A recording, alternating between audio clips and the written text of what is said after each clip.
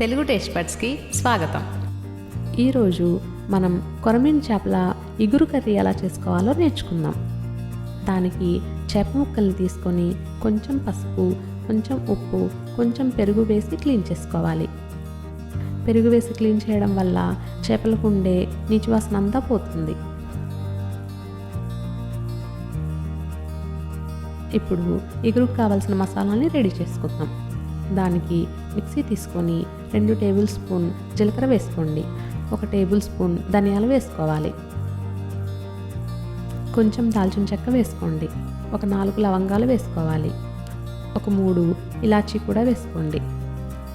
ఇప్పుడు వీటిని మెత్తగా గ్రైండ్ చేసుకోండి. తర్వాత కొంచెం అల్లం యాడ్ చేసుకోండి. కొన్ని వెల్లుల్లి కూడా యాడ్ చేసుకోవాలి.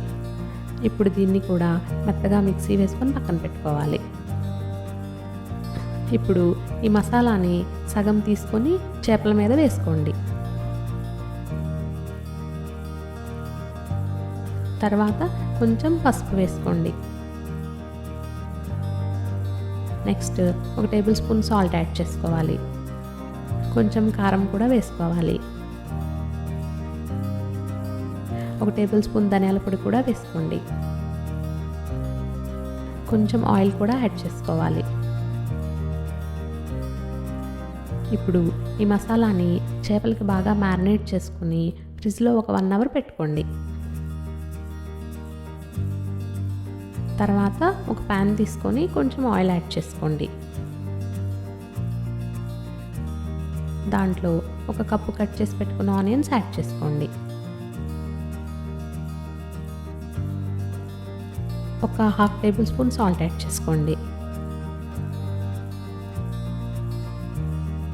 తర్వాత 5 పచ్చిమిర్చి కూడా వేసుకోండి. కొంచెం కరివేపాకు కూడా వేసుకోవాలి.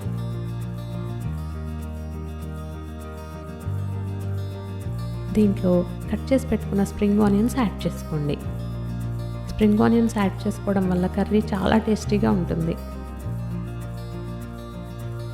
ఆనియన్స్ బాగా ఫ్రై అయిన తర్వాత చేప ముక్కల్ని ఇక్కడ వీడియోలో చూపిస్తున్నట్లుగా పెట్టుకోండి.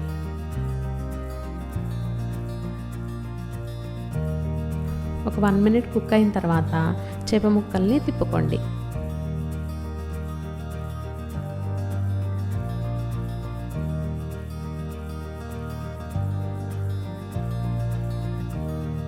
పక్కన ఉండే ఆనియన్స్ అంతా దగ్గరగా మూవ్ చేసుకోండి. తర్వాత 1 టేబుల్ స్పూన్ కారం వేసుకోవాలి. కొంచెం సాల్ట్ కూడా యాడ్ చేసుకోండి. చాలా తక్కువ యాడ్ చేసుకోండి. ఇక్కడ దీనిపైన చాలా తక్కువ వాటర్ యాడ్ చేసుకోవాలి.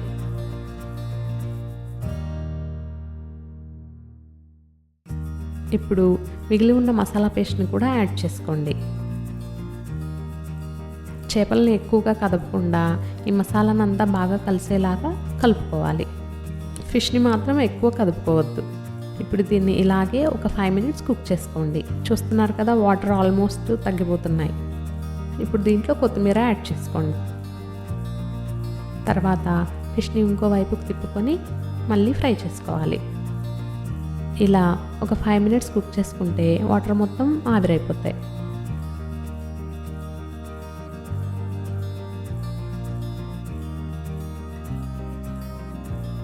అంతే, మన